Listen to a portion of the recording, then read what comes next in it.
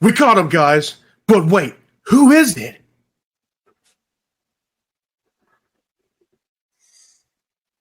Melvin Dew!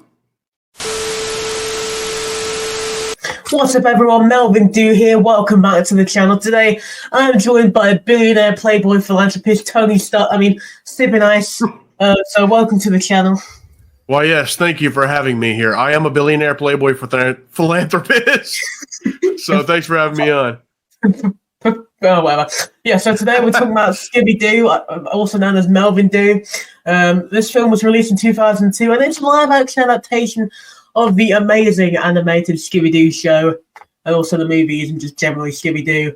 This is directed by, correct me if I'm wrong, I'm terrible at names, I will probably butcher this, Raza Gosnell, and the film is just amazing. It's written by James Gunn, and it's got a bloody phenomenal cast. It stars Freddie Prinze Jr. as Fred, Sarah Michelle Gellar as Daphne, I don't know as who plays Velma, Matthew Lillard as Shaggy, and Linda Cardinelli as Velma. Thank you. Linda Cardinelli as Velma, and I don't know who the voice of Scooby is, but I'm pretty sure it's the same one who's always voiced him. There we go. Scooby-Doo is voiced by Scooby-Doo, okay? And yeah, it's just a real dog. Yeah, got a dog just barking into the thing. Yeah, the story centers on the gang, you know, the boys reuniting for a separate mystery to solve, like, a new mystery at a haunted island resort thing. Spooky Island. Whoa. But yeah, no. So, yeah. Because I think this movie is phenomenal because, like, obviously the movie begins with them starting to do like a trap, like one of the classic traps where, you know, Fred's the leader, Velma's the mind, Shaggy and Scooby's like, you know, basically the bait almost. So it starts in a typical Scooby-Doo sense, but it's like a botch trap. Everything goes wrong, and it leads to them just breaking up as a group. But then someone just says, "Hey, Fred, come solve this mystery. Hey, Velma, come solve this mystery. Daphne, come on over." And so it was really cool. And like that's how they were all brought back together. And and you know, Spooky Island is like a amusement park island or something. Yeah. You know, where are those at? Why can this not be a real thing? Yeah, we'd like to go to Spooky Island, guys. And if you guys do make Spooky Island, VIP tickets for us, please. You know, we'll do an influencer tour. Yeah. Let's go. Yeah. No, I mean, the opening of this movie is iconic with the lunar ghost. Like, it's just great. And I also love how you can instantly see, like, the tension between all of them. Like, Velma's obviously pissed off at Fred because she's like, yeah, my idea. And, like, despite them, you know, actually solving it and then, like, getting, like, the factory back to that lady, which I don't know why she was driving the mystery machine. That always confused me, but yeah. But another thing that I do like about this, it has like your typical James Gunn style of comedy. Like this is a James Gunn movie, and I love it. Oh yeah, it has all the James Gunn-ish stuff that he's known for now, and it's all the way back in 2002. Yeah, and I mean, you can instantly tell it's a James Gunn movie, even from just the music choice. Like, he makes it obviously clear that Shaggy is like a stoner. Like, when he opens the bloody van, like, there's smoke coming out of it. Just billowing out. Like, he meets the girl on the plane as they're heading to Spooky Island. He's like, "Hey, what's your name?" Mary Jane. Like, that's my favorite name. And it's just like, it's so perfect, dude. It's just like they're hammering it. He also loves eating Scooby snacks. Yeah. Yeah. No, I mean, like, I do like how Fred made a book called Fred on Fred. Great. I'm on the lecture circuit with my new book, Fred on Fred, The Many Faces of Me. Right. Yeah. Funniest thing ever. Yeah. Daphne's like a martial artist now, and Velma's like with NASA, I think they said. I've been working at NASA, developing hydro-powered missile defense systems. But more importantly, I'm on a journey of self-discovery. Yeah, they all did very things that their characters would do. Yeah, basically. Fred would write a book about himself. Daphne would probably try to get away from the downs with the smash thing, and Velma would just do something that a nerd would do and lose her glasses. I'm not throwing these. My glasses. Yeah, but I do like how the moment they get to Spooky Island. Well, in fact, no, I'll get to that in a bit because just talking about the plane. The plane is probably one of the funniest parts of the movie, where he sees the cat. Also, Grandma, my favorite grandma. Such a good scene. The fact that it's like so obviously a dog, but no one talks about it. Let alone the fact that this is a dog that could talk anyway. Like no one talks about that. Like in reality, Scooby will be carted off to Area 51 for. Right. There's that scene too where Fred looks over at like Daphne or something, and he's like, "You just gotta basically assert dominance. You gotta flick him on the nose, let him know who's boss."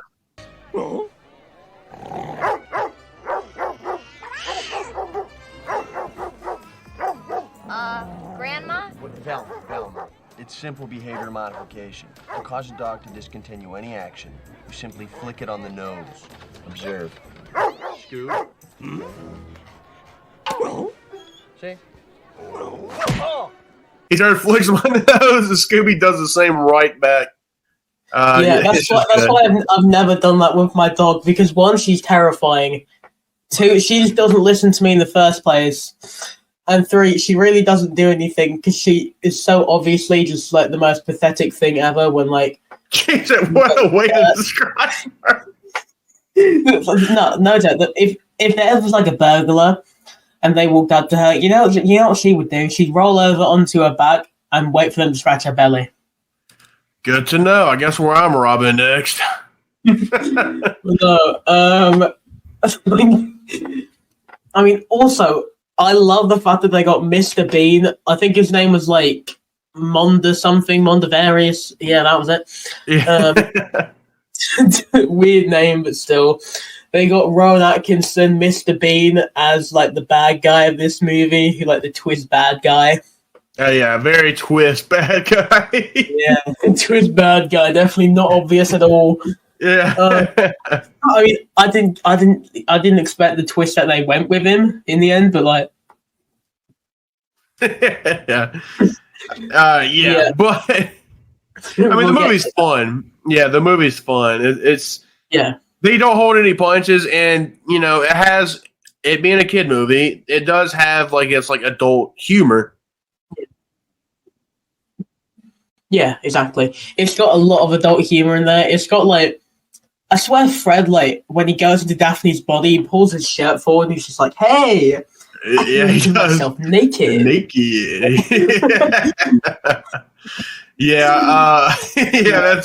something that wouldn't normally be in a kid's thing. But they did it. Surprisingly, they did it. It's like, early 2000s were great. But, also, I find this other bit hilarious, the fact that, like, Velma's just like playing with this like triangle thing, which is like the main like thing in the movie. Fred's just like gone off to do his own thing, I guess. I don't remember what he did.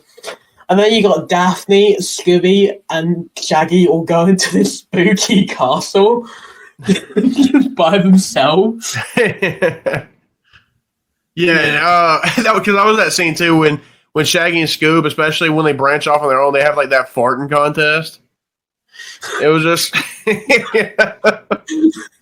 that's true. I've completely forgotten about so many of the parts. Like, that was obviously in there for the kids, but it's just the fact that they literally had a contest for it as well. It's just together. Are you challenging me? Maybe. And like, I'm not, there was the one where they were in the suit of armor got me. When like the guards were walking by looking for them, and Shaggy and Scoob are like in the night suits, and they just start ripping them. It's just like, jeez, dude. Yeah. And then there's like the island native in this movie as well, who's just like sacrificing an already dead chicken. And he gets on Daphne because he was like Purple's a fall color. Stuff like that. Mate, purple's a vibe. We've already established this. Purple is a vibe. But yeah, and then like Velma gets like a boyfriend in this. Like she just like starts flirting with this dude at the bar. Yeah. And then of course there's the amazing scene with your boy himself, Melvin Doo. Oh, Melvin! I got a call for Mr. Doo. Melvin Doo? No, Scooby Doo. We got a Mr. Doo here. I got a call for a Mr. Doo. Melvin Doo? Nah, Scooby. Hello? Alright. And there's a nice callback to Melvin too. Like when Scooby gets grabbed or whatever near the end, we'll get more into it. But at one point he gets grabbed or whatever, and like Scooby Doo or something like that, and he was like Melvin Doo. It was such a good callback. No, there's so many funny lines in this film. There's also just some as you said, surprisingly adult like comedy in this movie for like a kids film.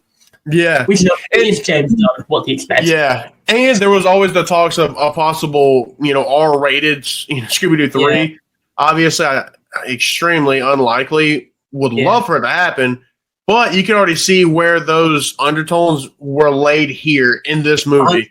To where it's like if the third movie ever did come and they did make it R-rated, it's like, well, it's not out of nowhere, Yeah, but the thing is, what would they do in that movie to make that R-rated if they already have like Fred looking down at like Daphne's tits while he's in her body in this one?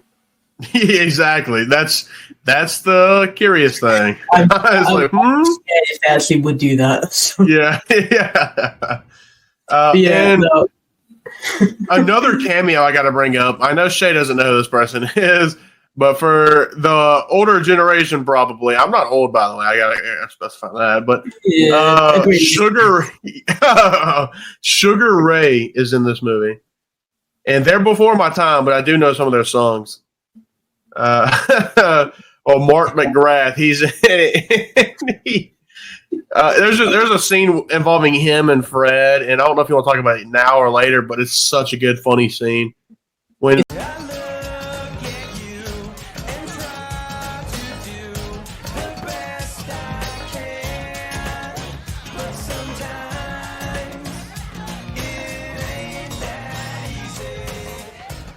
Else think this is strange? Like the four-wheelers get involved. Is that like the bit where he's like swearing in the kids movie? Basically, yeah, because the bit where he's like possessed and he's like, yeah, later, yo. Yeah, later, Holmes. It's just like, come on, Fred. Yeah, that's that part. It's so funny. Yeah, it's absolutely wild. And speaking of the possession part. And you were talking about them changing bodies, whatever. That was a fun little thing because, like, they could almost never seem to find the right body. Like Shaggy got into Velma's at one point, and vice versa. It's just, I liked seeing the different perspective of Velma being in Shaggy's body. What would she say or something? It was neat. I liked it. Until the protoplasm realigns with the appropriate bodies. I'm Fred again. Oh, Daff. What's wrong with you? Don't you ever eat? The thing which I find surprising though is Shaggy's appetite like all in his head then? Because like I don't think there was like a scene of like Velma in Shaggy's body like eating like 17 burgers as soon as she got in his body. I almost want to say as soon as she got in his body, she made a comment saying, "Why am I so hungry?" or something like that. Or am I just saying it's just, you know what I mean?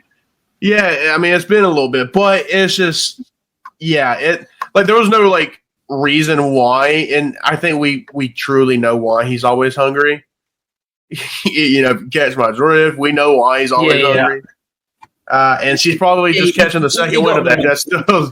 Yeah, he's got the munchies, and she probably caught the downwind version of it because she's in his body now.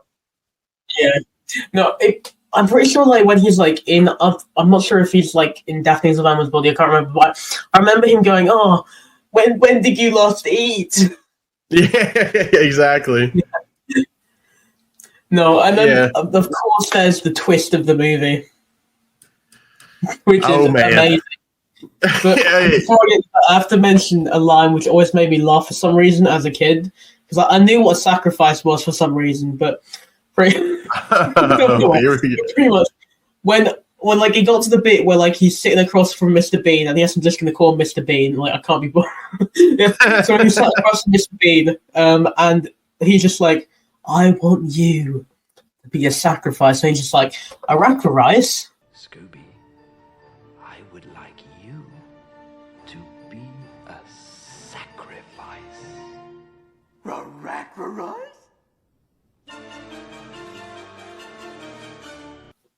But yeah, that was good. And he, like they're treating him like it's like some big thing, and like Scooby's like cool with it because he doesn't know what it means. Yeah, he just knows he's getting treated well. Being fed Scooby. Yeah, he's like, I'm gonna be a rack of rice. Yeah, would you like to have a Scooby snack, Scooby?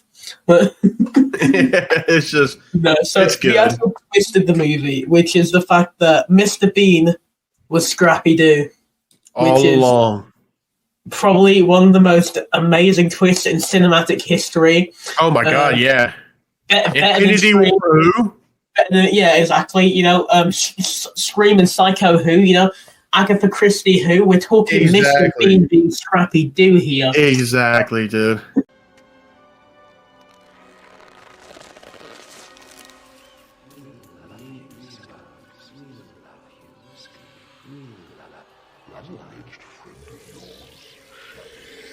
I shall absorb. Puppy power. I'm outsmarted. Never been done before. Will never be able to be recreated. It'll never be able to be beat. You know, there'll never be a better twist than this.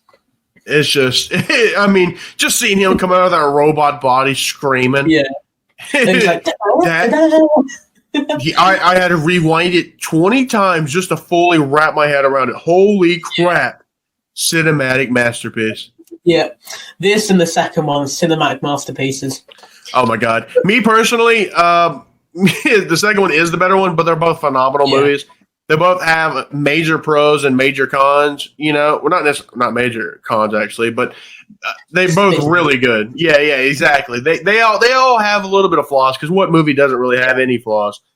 But they're really fun. They're really enjoyable. And speaking of one of the major pros for me in this movie is a scene where when they all get first taken, like when their souls originally get taken by all those like big monster looking things. And like they bust through the windows, they grab Fred by the leg, they pick Velma up and whatnot. It's no, I'm just sorry to interrupt. But it's the fact that the irony of Fred joining there's no such thing as monsters. Yeah, and it just boosh. Do I have to tell you? There are no such thing as ghouls, ghosts, goblins, or monsters. Now listen up. There is absolutely no such thing. Monster! Yeah, perfect timing. Yeah. He is probably like, dang, dude, this is so rough. Yeah, but yeah, that scene was cool. I like that scene a lot. Yeah. And then Velma's boyfriend got involved. Yeah. Velma's boyfriend got turned like a cultist at the end. I mean, so did Mary. Mary Jane just was like another like twist in the movie. She went from like Shaggy's like weed like fantasies to like Scooby's worst nightmare. Yeah, when they were going down on those four-wheelers, you just see her. Not bad. Yeah. It's just I don't know. It's fun. It's a fun time. Yeah, and of course, you know the CGI for Scrappy is a bit outdated now. But what do you expect? This was a 2002 movie. A 2002 movie with a budget much less than some other major studios. Yeah. You know, so I mean, you got to look at it like that. Yeah, exactly. Yeah, I mean, like you said, the CGI on Scrappy wasn't the best because it's getting outdated. Same with Mary Jane when her face changes. That's the bad thing. That's the downside of using CGI is because one day it will be obsolete looking. It will be outdated. So that's the only really major downsides. Really, is the fact that the CGI does get outdated, and that's nothing against the movie. It's just a really old movie now. Yeah, it's like over 20 years old now, which is sad to say. Like, yeah, but it's a really good time. Yeah, exactly, and it's one that you could put on and you're just relaxed, and then you're not stressing, you're just relaxing. Yeah. You're just watching like a film which you used to watch when you were like 7, 6, 8. Oh man, the nostalgia is crazy watching those movies. Yeah. Well, ultimately, what do you give this film out of 10? Out of 10, if we're gonna go based on out of every movie like ever made that I've ever watched, based on Scooby Doo. If we're going based on Scooby Doo, then I would have to give it like an 8.5 out of 10. Yeah. Because, like you said, the CGI is a little outdated. It's it's a little flawed in that regard. And I do think the second one is the better one, in my opinion, which I know is kind of a hot topic because for some reason, a lot of people like this one more. But in my opinion, the second one's better. But it's a really fun time. The practical that they do have is great. And the chemistry of the cast is phenomenal. Oh, yeah. They're really good in this. I think the cast in like the Cartoon Network reboot were all right together, but they didn't feel right.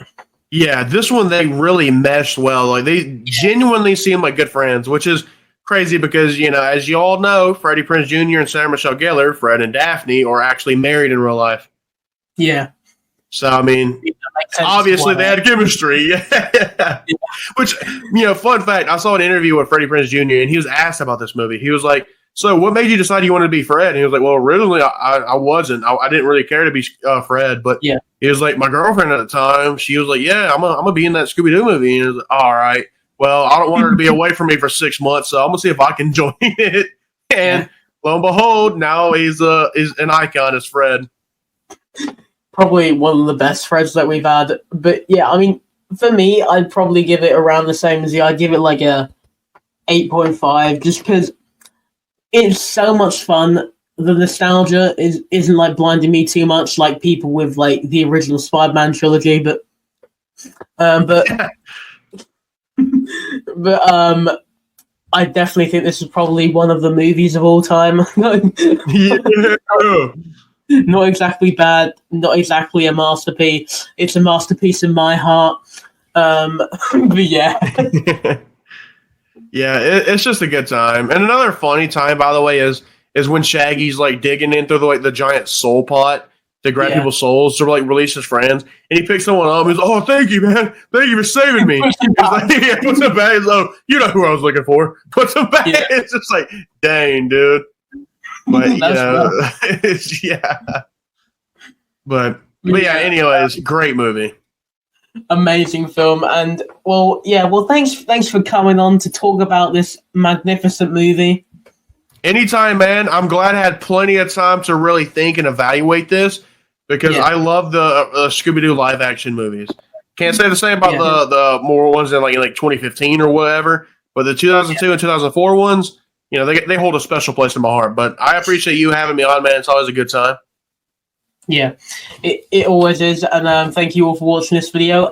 Go check out Sippin, aka your friendly neighborhood billionaire philanthropist playboy. Yeah. This has been Melvin Do, and I'll see you all next time.